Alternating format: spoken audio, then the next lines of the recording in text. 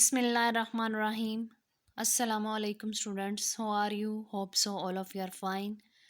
بیٹا جی، آج ہم لوگ مطالعہ پاکستان پڑھیں گے، جماعت نہم کی تحریک پاکستان اور پاکستان کا قیام، ریاست کا استحکام اور آئین کی تیاری اور ابتدائی مسائل ہم لوگوں نے آج ریڈ آؤٹ کرنے ہیں اس میں۔ تو مطالعہ پاکستان میں باب نمبر 2 میں سب سے پہلے ہم لوگ دیکھیں گے ریاست کا استحکام اور آئین کی تیاری۔ پاکستان بننے کے بعد سب سے پہلا مسئلہ اور مشکل اس کی آئین سازی کرنا تھا۔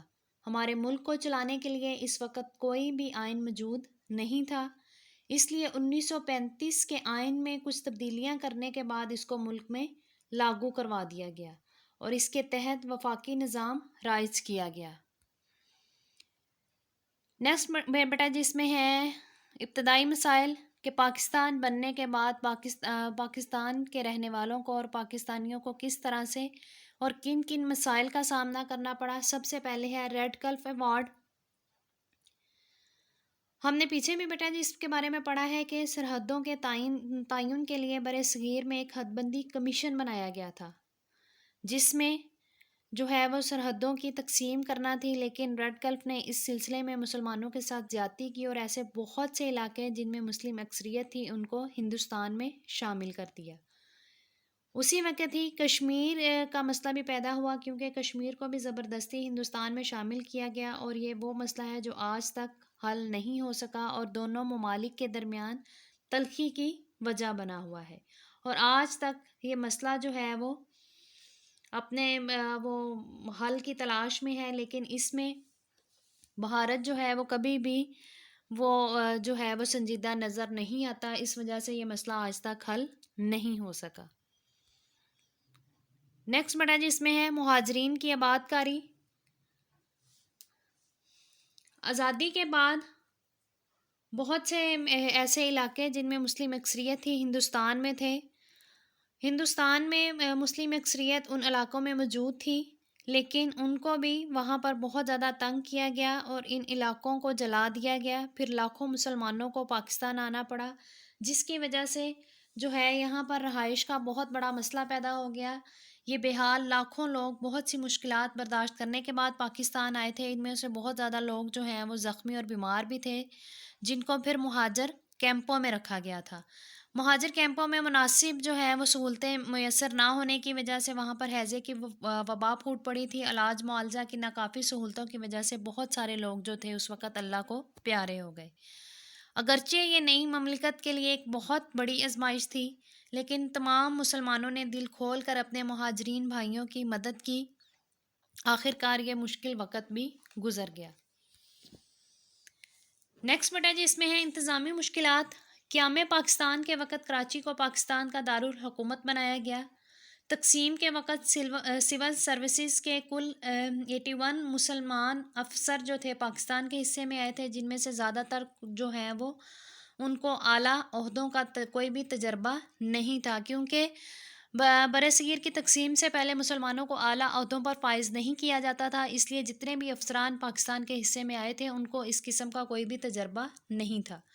مرکزی حکومت کا ریکارڈ اور ساز و سامان اس لیے کراچی نہ پہنچ سکا کہ ہندو اور سکھ فسادیوں نے ریل کی وہ پٹریاں ہی اکھاڑ دی جن پر چل کر ریل گاڑی نے پاکستان پہنچنا تھا۔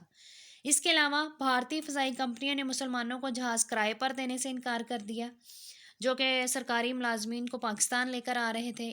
ان کے لیے کوئی رہائش کا بندوبست نہیں تھا، لیکن ان لوگوں نے پھر بھی ہمت نہیں ہاری اور اپنی تمام تر انتظامی صلاحیتیں جو ہیں وہ قوم کے لیے وقف کر دی۔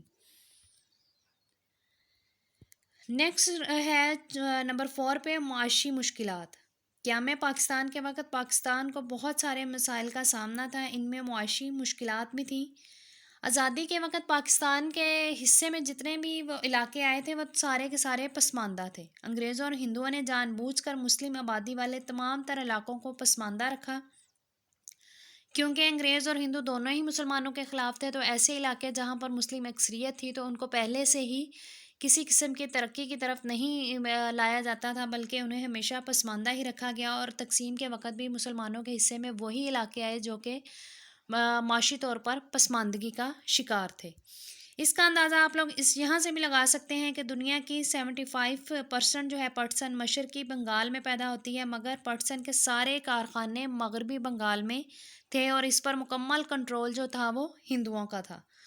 تقسیم کے وقت متحدہ ہندوستان میں کپڑے کے 394 کارخانے تھے، مگر پاکستان کے حصہ میں صرف 14 کارخانے آئے۔ بینکوں کی کل شاخیں 487 تھی، مگر پاکستان کے حصے میں صرف 69 آئیں۔ ان کا سارا سرمایہ جو تھا وہ ہندو اپنے ساتھ لے گئے، ان میں سے مسلمانوں کو کوئی بھی حصہ نہیں دیا گیا، یعنی مسلمانوں کو معاشی طور پر پسماندہ رکھنے کی پوری کوشش کی گئی تھی، اور یہ ایک سوچی سمجھی اسکیم تھی کہ مسلمانوں کو معاشی طور پر تباہ کر دیا جائے اور یہ ملک نہ چل سکے۔ لیکن پاکستان کی معیشت کو تباہ کرنے کے لیے انہوں نے ہر حربہ آزمایا اور پاکستان کے تمام تر اثاثے بھی روک لیے، لیکن مسلمانوں نے ہمت نہیں ہاری۔ نیکسٹ ہے اس میں فوجی تقسیم۔ برصغیر کی تقسیم کے بعد فوجی اثاثوں کی تقسیم بھی انصاف سے کام نہیں لیا گیا۔ بھارت اور پاکستان میں تمام فوجی اثاثے 64% اور 36% کے تناسب سے تقسیم ہونے تھے، لیکن ان میں بھی جو ہے وہ کسی قسم کی دیانتداری سے کام نہیں لیا گیا۔ 16 اسلحہ بنانے والی فیکٹریاں جو تھیں اس وقت برصغیر میں کام کر رہی تھیں، لیکن کوئی بھی جو ہے وہ پاکستان کے حصے میں نہیں آئی۔ کافی بحث و تکرار کے بعد اسلحہ بنانے والی فیکٹریوں کے حوالے سے پاکستان کو 60 ملین روپے دیے جانے کا وعدہ کیا گیا تاکہ پاکستان بھی اپنے ملک میں جو ہے وہ اسلحہ بنانے والی فیکٹریاں قائم کر سکے، لیکن فوجی اثاثوں کی تقسیم کا جو فارمولہ حکومت ہند کو دیا گیا تھا اس نے وہ مسترد کر دیا۔ اس طرح پاکستان جو ہے وہ اپنے جائز حق سے بھی جو ہے وہ محروم ہو گیا۔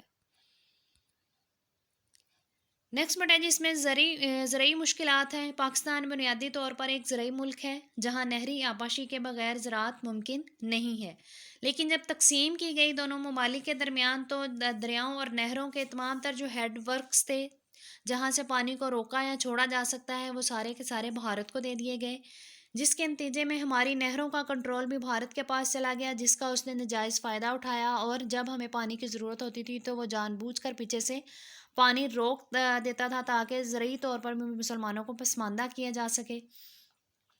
چنانچہ سندھ طاس معاہدہ 1960 کے تحت دونوں ممالک کے درمیان پانی کا جو مسئلہ تھا وہ تو حل ہو گیا۔ 3 دریا راوی، ستلج اور بیاس بھارت کو اور دوسرے 3 دریا سندھ، جہلم اور چناب پاکستان کو مل گئے، جس کی وجہ سے پانی کا مسئلہ جو ہے وہ کسی حد تک دونوں ممالک کے درمیان حل کر لیا گیا۔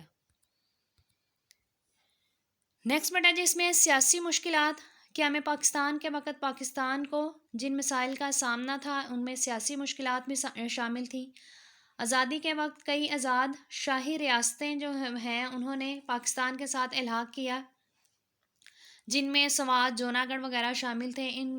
بھارت کو ان ریاستوں کا الحاق پسند نہیں آیا، انہوں نے جوناگڑھ پر 9 نومبر 1947 کو قبضہ کر لیا۔ اسی طرح کشمیر پر بھی قبضہ کیا گیا۔ 1947 کے آخر تک قائد اعظم کی وفات کے بعد جب قوم غم سے نڈھال تھی تو بھارت نے 17 ستمبر 1948 کو حیدرآباد، دکن پر بھی قبضہ کر لیا۔